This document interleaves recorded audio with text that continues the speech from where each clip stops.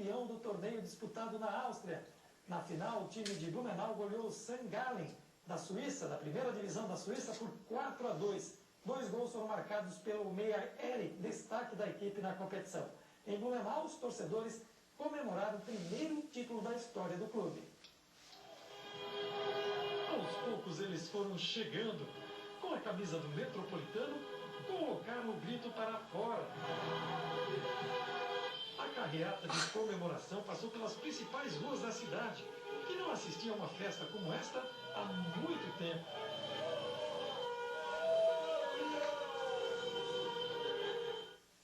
Olha, muitos não acreditavam neste título. Eu acho que não acreditavam nem na excursão para a Europa. Mas o Metropolitano foi para lá e conquistou um título importante, sim.